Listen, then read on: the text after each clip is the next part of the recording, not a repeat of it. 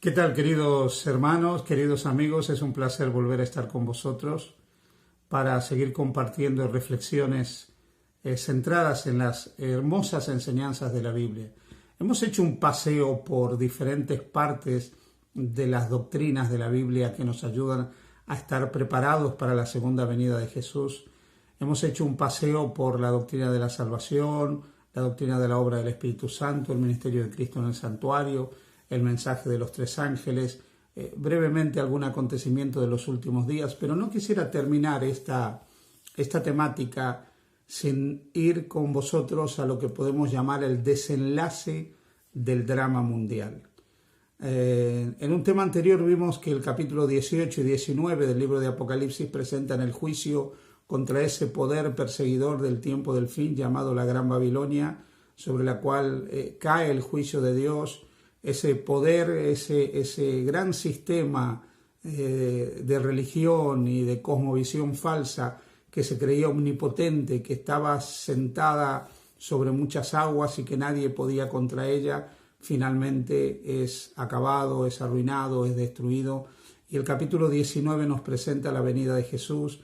Se lo presenta bajo la figura de un jinete que viene en un caballo blanco con ejércitos celestiales que también vienen en caballos blancos. Su nombre es el Verbo de Dios. Es una figura muy gráfica, muy gloriosa para hablar de la segunda venida de Jesús, que viene justamente a librar a su pueblo, a ese pueblo que en ese momento estará perseguido, a ese pueblo sobre el cual pesará el decreto de muerte por no querer rendirse a los mandamientos de la bestia, de la imagen de la bestia, y no querer formar parte de esa triple alianza final compuesta por la bestia, el dragón y el falso profeta. Así que en ese contexto, en ese momento aparece Jesús, viene a liberar a los suyos. El profeta Daniel, hablando de este tiempo, de este momento de la historia de la salvación, hablando del momento cuando Jesús termina ya su ministerio sumo sacerdotal en el cielo y luego sale del santuario para venir a buscar a su iglesia, dice el capítulo 12 de Daniel: en aquel tiempo se levantará Miguel, el gran príncipe, que está de parte de los hijos de tu pueblo, y será tiempo de angustia cual nunca hubo. ¿Por qué? Porque habrá un tiempo de persecución, porque terminará el tiempo de gracia, porque caerán las plagas de las que hablamos en el capítulo 16 de Apocalipsis, porque se produce finalmente la batalla final del Armagedón. Bueno, todo eso forma parte de ese gran tiempo de angustia cual nunca hubo. Pero Daniel tiene una promesa maravillosa, porque dice: en aquel tiempo serán liberados tu pueblo, todos los que estén escritos en el libro. Y Daniel se está refiriendo al libro de la vida, a ese libro del cual habla también Apocalipsis capítulo 3, versículo 5, cuando dice que si nosotros permanecemos en Jesús, nuestros nombres también permanecen inscritos en el libro de la vida. Así que es importante que permanezcamos en Jesús para poder enfrentar el desenlace del drama mundial. Cuando Cristo viene, finalmente todos esos poderes que se enfrentaron contra Él son derrotados. Ya lo leímos en el capítulo 17 de Apocalipsis, cuando dice que esta unión de poderes pelearán contra el Cordero y el Cordero los vencerá, porque Él es Rey de reyes y Señor de señores. ¿Qué pasa en ese momento con el autor del pecado en ocasión de la segunda venida de Jesús? Es importante clarificar qué se produce en el momento de la segunda venida de Cristo para poder entender realmente qué viene a partir de la segunda venida de Jesús en gloria y majestad. En ese momento debemos recordar que por un lado están los justos que estén vivos, que estarán pasando por todo ese tiempo particular de tribulación, todos los hijos de Dios desde Adán en adelante que estarán descansando en sus tumbas, todos los impíos que han rechazado finalmente la gracia de Dios manifestada en Cristo y han recibido la marca, el sello de la apostasía en vez del sello, la marca de Dios. Así que en ese momento, cuando viene Jesús, estos grupos están perfectamente diferenciados y cada uno está, podríamos decir, donde tiene que estar. En el momento que Cristo viene por segunda vez a la tierra, se produce la resurrección. La resurrección de los hijos de Dios, la resurrección de los justos. Cuando Cristo habla de la resurrección en el Evangelio de Juan, dice que está a los muertos reservado resurrección, y hay resurrección tanto de justos como de injustos. En ocasión de la segunda venida de Jesús, resucitan los creyentes, resucitan aquellos que han ido al descanso creyendo, con su fe puesta en Dios, con su fe puesta en Jesús como su Señor y Salvador personal. Hablando de este evento el apóstol San Pablo, en la primera carta a los tesalonicenses, tiene una declaración muy interesante. Él se dirige a los tesalonicenses y les dice en el capítulo 4, versículos 13 en adelante: tampoco queremos, hermanos, que ignoréis acerca de los que duermen, para que no os entristezcáis como los otros que no tienen esperanza. Porque si creemos que Jesús murió y resucitó, también traerá con Jesús a los que durmieron en él. Por lo cual os decimos esto en palabra del Señor, que nosotros que vivimos, que habremos quedado hasta la venida del Señor, no precederemos a los que durmieron, porque el Señor mismo, con voz de mando, con voz de arcángel y con trompeta de Dios, descenderá del cielo. Y qué maravilla, amigos, los muertos en Cristo resucitarán primero. Sí, la muerte no es el final, la tumba no es el destino último de los creyentes. Hay una resurrección para todos aquellos que han creído, que han confiado, que han aceptado a Jesús como su Señor y Salvador personal. Pero estarán creyentes vivos en ese momento. Y Pablo, hablando de los vivos, dice: luego nosotros, los que vivimos, los que hayamos quedado, seremos arrebatados juntamente con ellos en las nubes para recibir al Señor en el aire, y así estaremos siempre con el Señor. Por lo tanto, alentaos los unos a los otros con estas palabras. ¿Qué está diciendo aquí el apóstol San Pablo?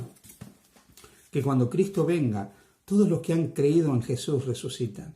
Y junto con los vivos creyentes son llevados al encuentro del Señor. El Señor Jesús en su segunda venida no toca este mundo. Él no viene ya en relación con el pecado. Ya vino por así decirlo, a contaminarse de este mundo del pecado cuando vino por primera vez. Ahora no, ahora viene en gloria, en majestad, es Rey de Reyes, Señor de señores, es Dios. Viene a rescatar a los suyos, viene a buscar a su pueblo.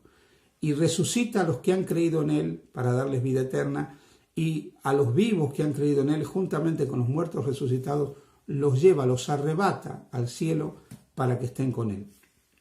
En ese momento se produce también otro acontecimiento que está reflejado en el libro del profeta Zacarías, en el capítulo 14 de Zacarías. A partir del versículo 3, Zacarías dice lo siguiente: después saldrá Jehová y peleará con aquellas naciones como peleó en el día de la batalla.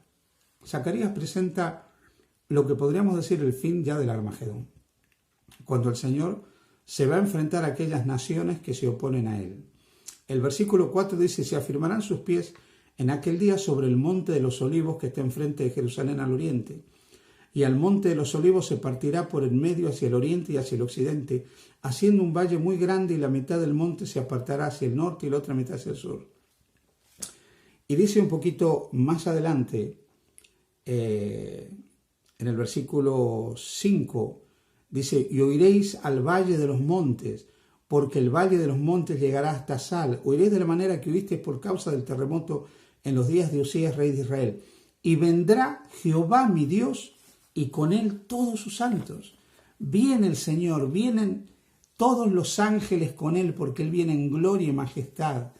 Y donde estaba la ciudad de Jerusalén, todo eso se transforma finalmente en un valle enorme, en un valle tremendo, donde descenderá la ciudad de Dios, la Jerusalén que será la capital del nuevo reino de Dios en esta tierra. En relación con esto, el libro de Apocalipsis presenta esta imagen del descenso de la santa ciudad de Jerusalén. Apocalipsis, el capítulo 21 dice: vi un cielo nuevo y una tierra nueva, porque el primer cielo y la primera tierra pasaron y el mar ya no existía más. Y yo, Juan, vi la santa ciudad, la nueva Jerusalén, descender del cielo de Dios, dispuesta como una esposa ataviada para su marido.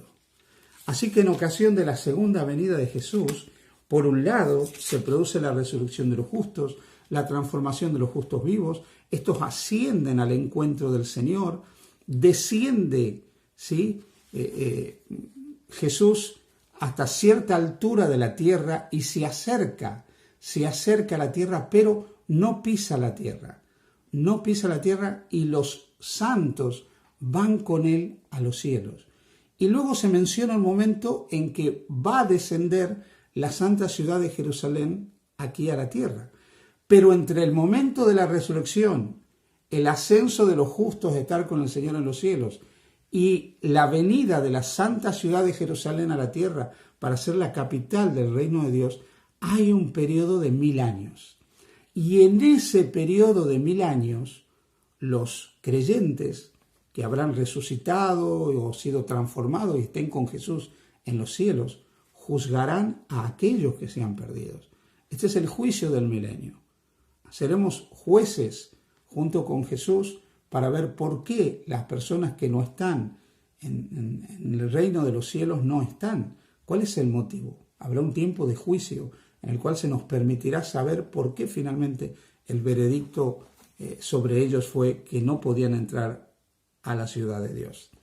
Al respecto de esto, el capítulo 20 de Apocalipsis habla acerca de este periodo llamado el milenio. Dice: vi un ángel que descendía del cielo con la llave del abismo y una gran cadena en la mano, y prendió al dragón, la serpiente antigua, que se llama Diablo y Satanás, y lo ató por 1000 años. Cuando Cristo viene, la tierra va a quedar desolada, va a quedar aniquilada. Todas estas obras fastuosas que son el orgullo del ser humano son destruidas con el fuego de Dios. Los impíos perecen ante la gloria y la grandeza del Señor. La tierra desolada y vacía, un abismo, sin vida, sin nada, se transforma en la prisión de Satanás durante 1000 años. Satanás queda encadenado en esta tierra que se transforma en un abismo, que está vacía, caótica. Encadenado por una cadena de circunstancias durante 1000 años, no tiene a quién tentar, porque todos están muertos. Los justos ya han resucitado o han sido transformados y llevados con Jesús. La tierra está desolada, la tierra está vacía. Durante 1000 años, él y sus demonios están en este mundo para reflexionar todo lo malo que hicieron, el horror de la rebelión que había comenzado en el cielo y finalmente se proyectó al resto del universo y al planeta Tierra.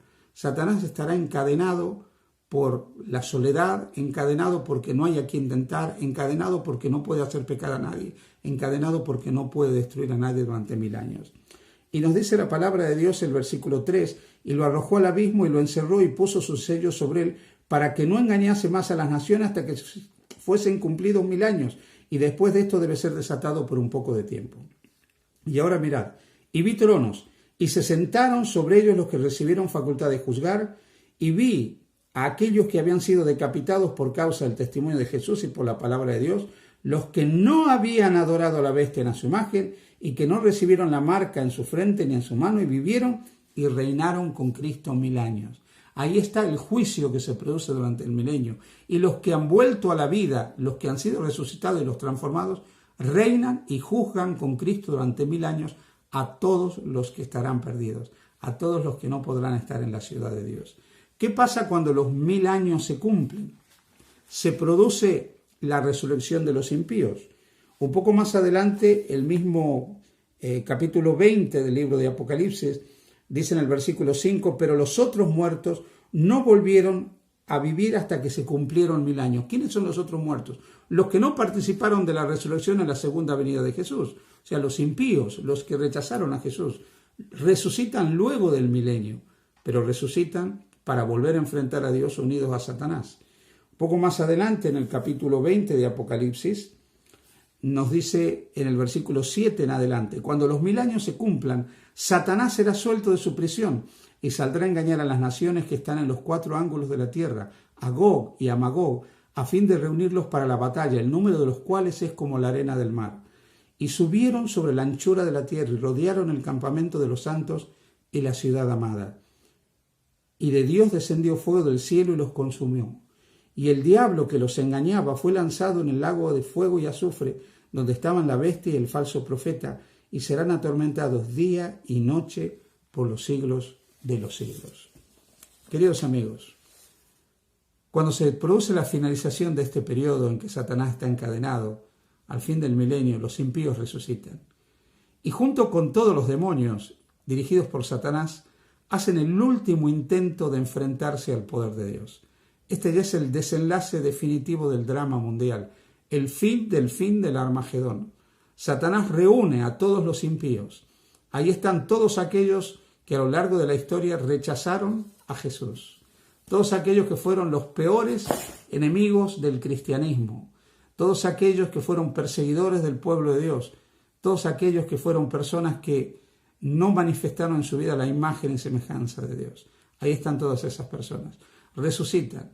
Y como no tienen el corazón transformado, se unen a Satanás nuevamente para tratar de atacar esa ciudad, la santa ciudad de Jerusalén, que ahora, como dice Zacarías 14, había descendido, porque ahí viene la tercera venida de Jesús, viene Jehová con todos sus santos. ¿Quiénes son los santos?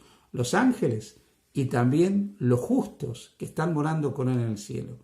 Y esa ciudad que desciende del cielo, la nueva Jerusalén, la nueva capital del reino de Dios, se posa donde antiguamente había estado el monte de los olivos, que ahora se transforma en un gran valle que llena toda la tierra para que esa ciudad pueda entrar. Y ahí está el Señor, ahí está con sus santos, ahí está con su pueblo, ahí está con sus hijos. Y Satanás trata de atacar esa ciudad. Quiere hacer un último intento por enfrentarse al poder de Dios y acabar con el pueblo de Dios. Pero la gloria de Dios extermina a Satanás. El fuego de Dios que destruye el pecado y al originador del pecado cae sobre todos ellos. Y como dice Malaquías capítulo 4, no queda ni raíz, Satanás, la raíz del pecado, ni las ramas.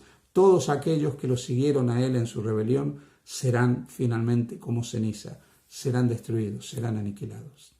Y entonces, luego que Juan contempla finalmente todo esto, contempla la aniquilación de los impíos, contempla la destrucción de los enemigos de Dios, ahora están ya los hijos de Dios en la Nueva Jerusalén, están los redimidos junto a Jesús.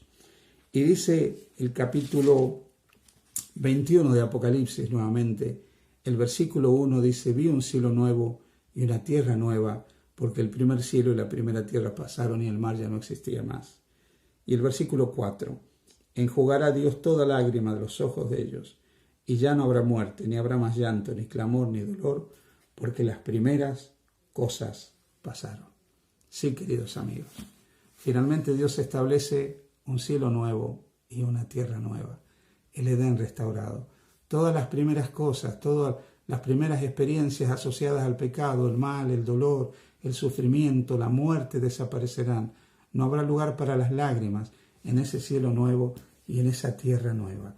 Finalmente el conflicto habrá terminado. Ya podremos vivir, podremos gozar de la comunión con Jesús por toda la eternidad. Entrega tu vida a Jesús, confía en Jesús, y cuando Él venga habrá un lugar para ti en el reino de los cielos. Que el Señor te bendiga.